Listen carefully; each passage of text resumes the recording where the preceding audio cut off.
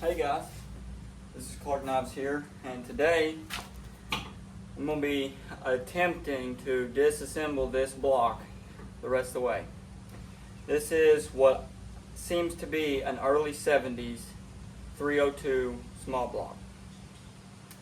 And as some of y'all know, I'm going to be putting it in my 1961 Ford Falcon. My Ford Falcon is at home. It currently has the original 144 cubic inch inline 6-cylinder, and that thing is just not enough power. So I picked up this free small block V8 off of Facebook Marketplace, which y'all are probably thinking, free?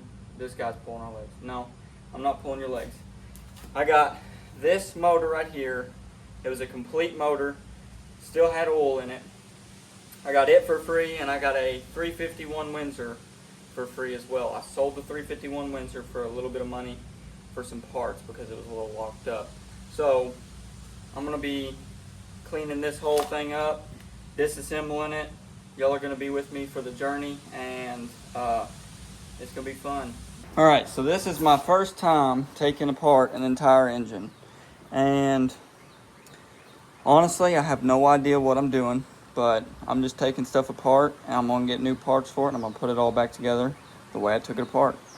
And then we should have a decent running small block 302. So I got to get some tools here.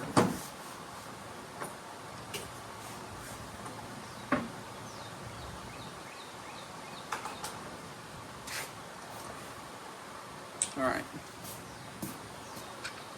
Y'all might judge me for using deep well sockets. It's mainly all I use just because they're the quickest sockets I have access to, so you can make fun of me all you want, I don't necessarily care. And if you have any tips in the comments, you just let me know, because like I said, I don't know everything about these things, so you're gonna have to help me out in the comments on what I'm doing wrong or what I'm doing right, or maybe something that'll help a little bit better.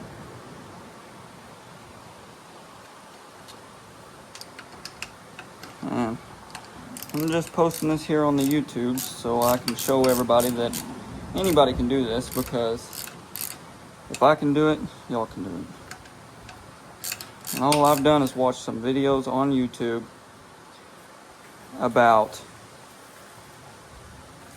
taking these motors apart and putting them together. So I've had some classic, or I like to call them classic, engines before. I've had a couple 350 small blocks, and then a small block Dodge, or small block Mopar, and I've never really gotten into them as deep as I've gotten into this thing. Farthest I've ever been into a motor is probably the valve covers, and that's really about it. I've changed carburetors, valve covers, etc. So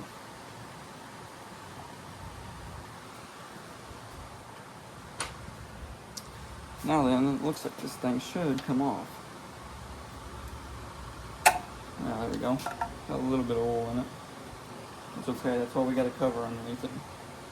And then all these parts I'm just setting in the back of my truck. Looks like I might have to get short socket.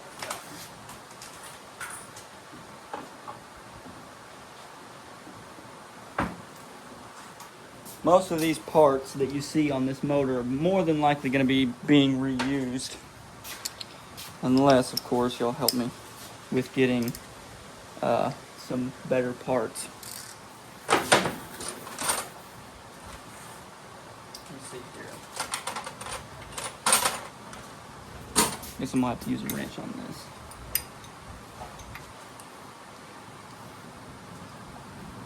I do believe I'm going to end up reusing the crank, possibly the cam. I don't know, I guess it just depends on how all this stuff looks. I know I'm going to reuse the crank because that crank really looks pretty good, honestly. So, might as well. I guess I probably need to keep up with what's what.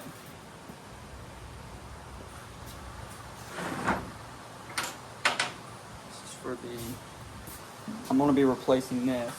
So I might not keep up with these because I'm going to have to get a new oil pickup and a new oil pump. I'm going to replace the oil pump just because. Might as well. Even though it does look pretty good. And then the oil pickup I'm going to have to replace because I'm going to get a front sump oil pan. A lot of times you run into problems with fitment issues on the original oil pans on these motors whenever you go to put them in these Falcons. Am I missing the bolt or what? There's the push rod. Which it's just hanging there. Maybe I gotta give it a good knock. I don't know. Yeah, that was the deal. Just had to give it a good pull.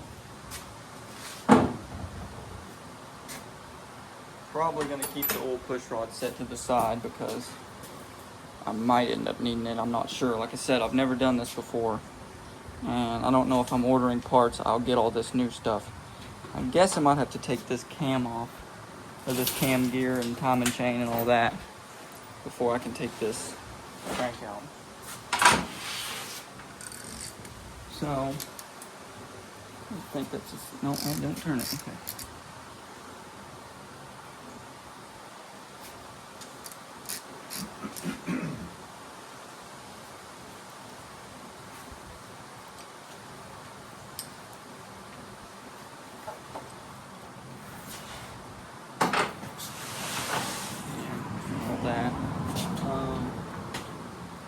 That, yeah, should just come off there. And then, yep, there we go.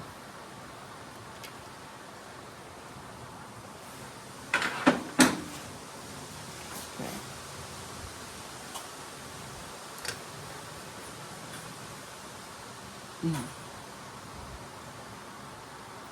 I'm moving the stand, that's what that is.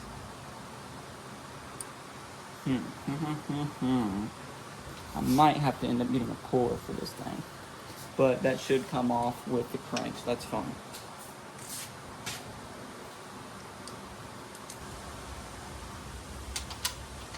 Perfect. We got the little mini breaker bar out. Maybe I'm gonna be able to get these loose with this thing. I'm not sure yet. I don't know if I should probably take the caps off first, actually.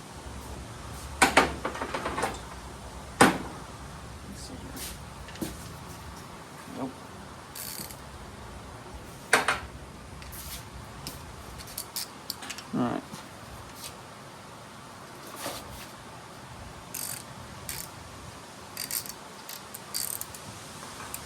Boy, everything gets slippery, I'm telling you.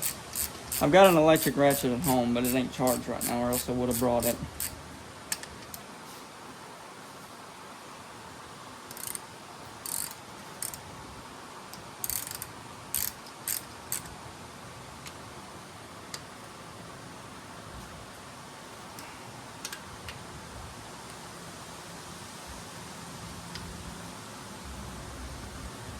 And I was told that I need to keep up with which cylinder's which.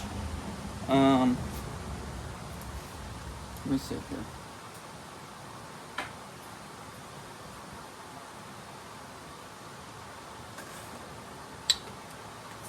I'm gonna have to think of a way to keep up with all this stuff.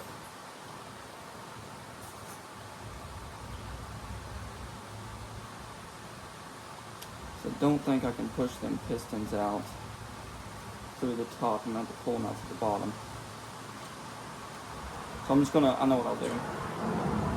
Just look at these bearings. I wonder if this thing hadn't been rebuilt recently. There's a little bit of a scratch there. I'm not too totally sure if that's going to affect anything or not, but I might as well just get new ones anyways.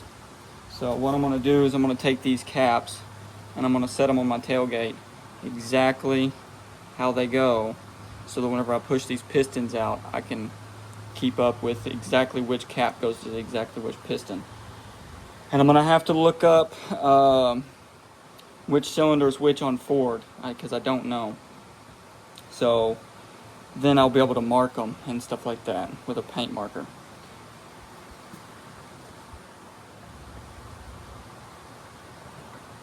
Actually, let's see here. I might.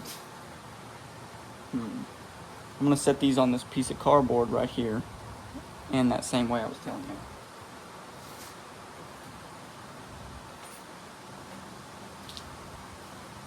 Just so that I can keep up with everything.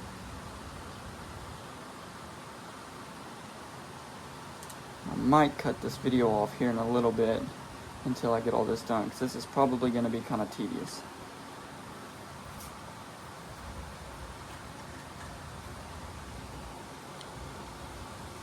Not too bad, really not too bad. A little bit of scarring right there as well. And then on the crank, yeah, again, it still doesn't look very bad at all.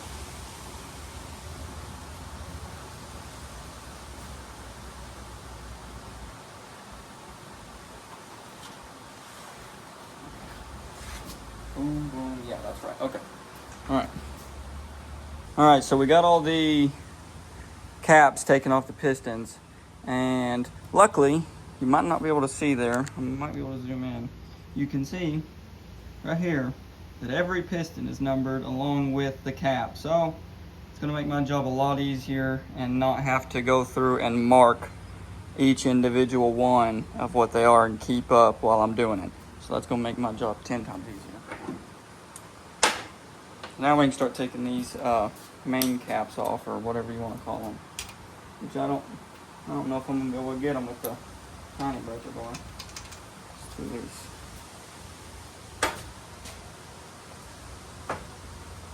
That's probably going to be too small. Yeah.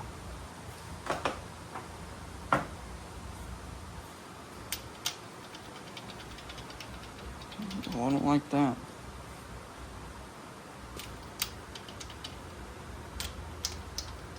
I like the millimeter better. That's a bigger thing though. No. Let's see if the old trusty Dusty can do it.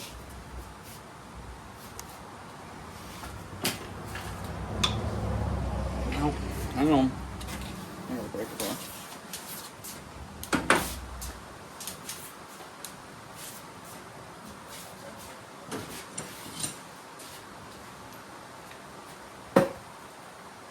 I got a hefty breaker bar that'll get these suckers loose. Yeah. Let me get the socket off of it. This breaker bar right here, you can get it from O'Reilly's for a decent little price. It's been literally the best breaker bar I've ever had. And we're about to find out if it's going to break these suckers loose or not.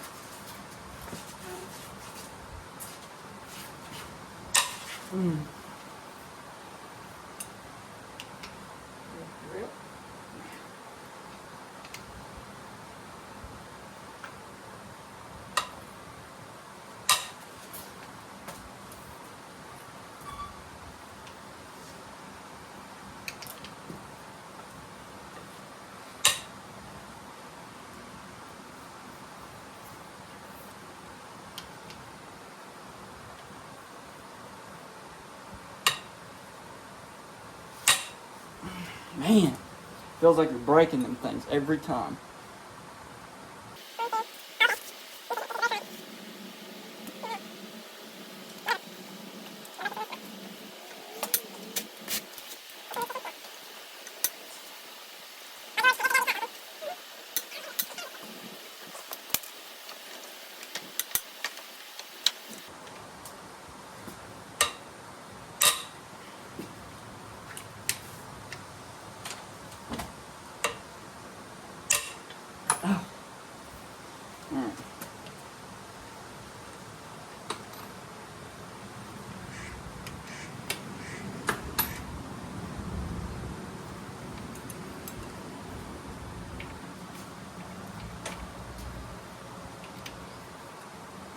So, I don't know if it was a good idea to take the crank out before the pistons, but I don't necessarily know that I'm going to be able to push these pistons through the top because there is a ring groove. I don't really want to do that because there's a possibility of me messing or breaking the rings. Better do it. Because that's the way you put them in, that's the way you take them out, for sure.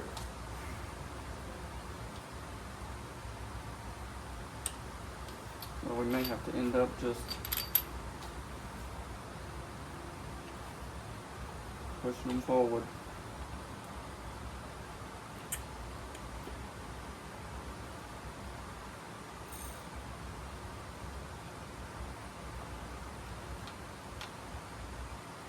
May not hurt to put them out the bottom though.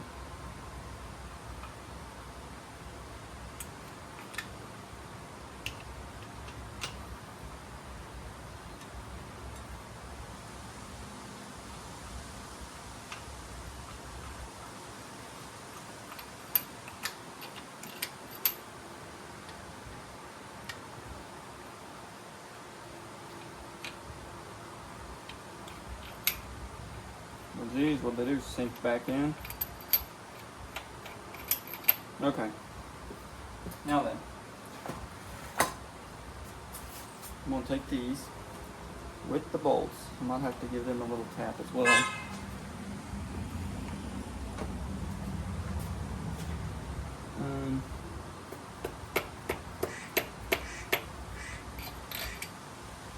I don't know what I'm doing.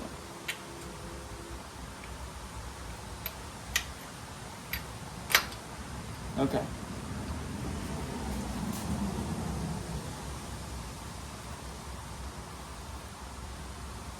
I don't know if that's good or not. So we're gonna have to take some pictures and talk to somebody that is certified in this stuff.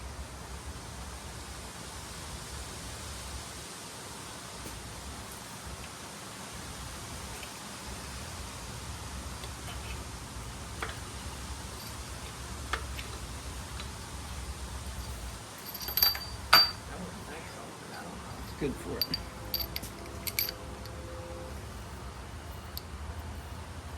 No, I'm just making it worse, but you get the gist. Does that got a number on it?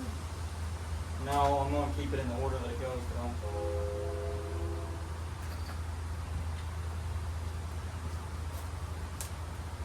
Shouldn't need this now.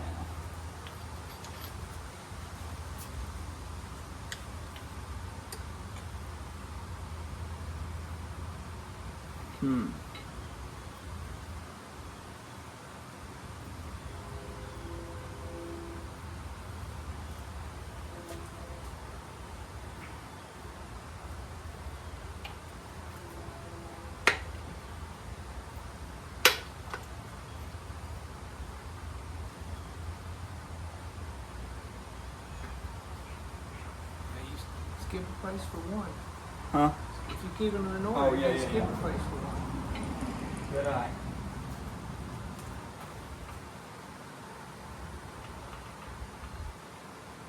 Is this one part of the rear main seal? Yeah, it is.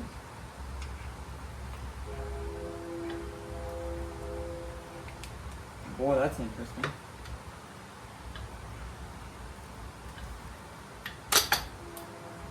Works. That is weird, man. Okay, that's the last one. Now then, let's try to get this other one off.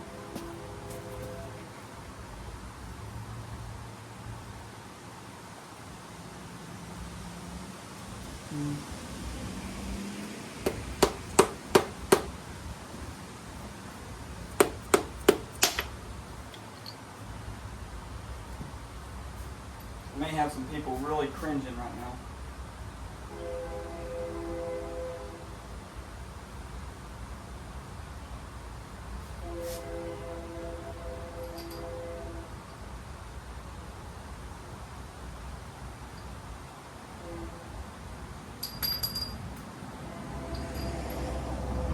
Okay.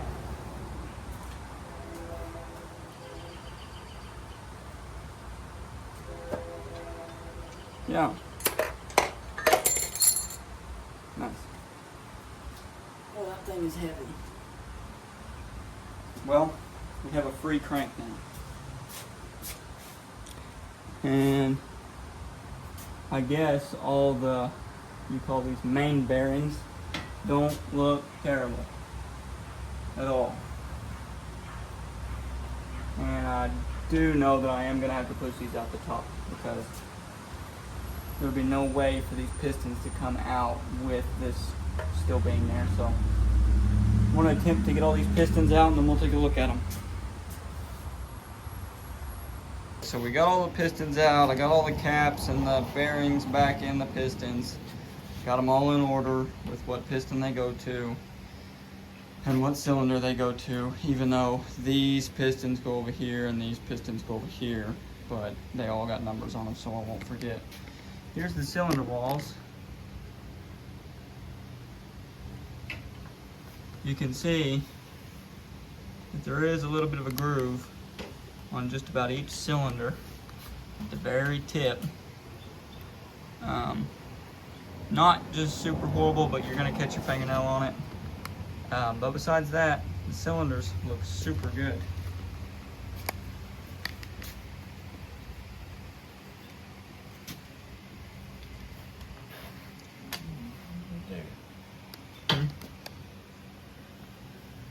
What? You see it, Scott?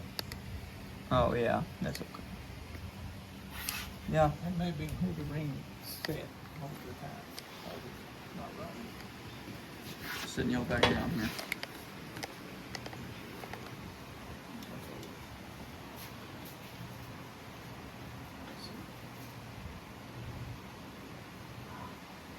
Yeah, probably just a little bit of pitting, but whenever I hone it, it should come out. Alright, so now I'm going to attempt to take the camshaft out. It looks like I'm pointing at the camshaft right now, but I'm actually pointing like way over there. I'm pointing at the heads right now. It's weird how that works. But anyways, we're going to take this camshaft off, or try to take it out. I don't know if I'm going to be able to pull it out or if I'm going to have to get a puller to pull it out. So we're going to find out.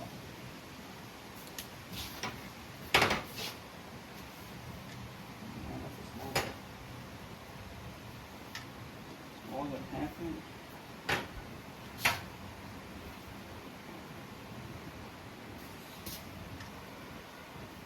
That's it.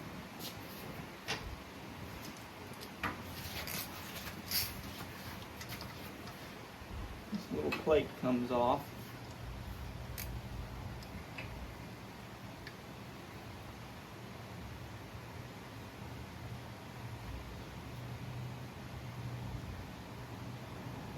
And these are caked in. Oh yeah. Back. Bottom.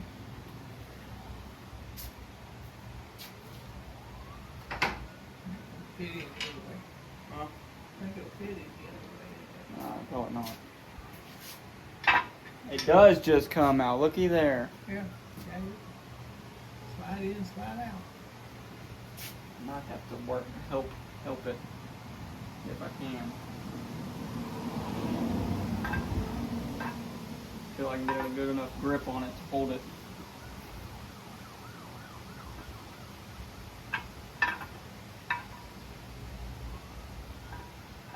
It's super easy with it.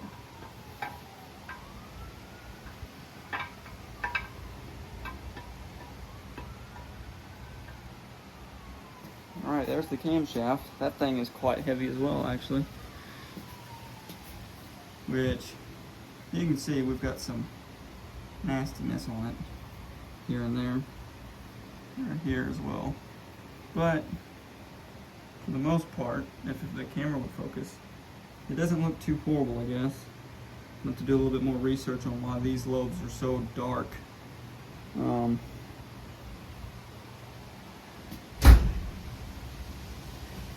Scared the crap out of me. I don't know if this is an OE cam or not. There's a number on the bottom of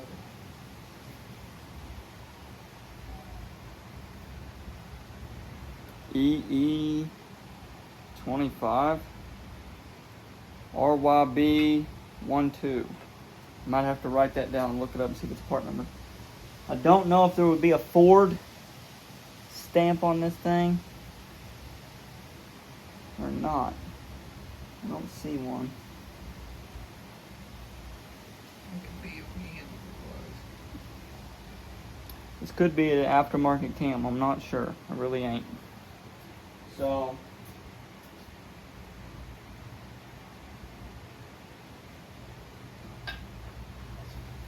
now that I got all this taken apart, and I got to get the oil. Okay, so Is that oil? I don't know. That might be coolant. I think that's coolant temp sense. So once we get that sensor off, then it's cleanup time, which I might do a video on that, I might not.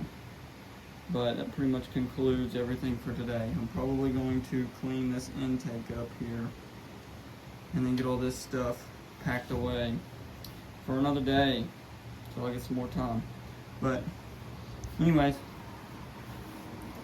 that's about it.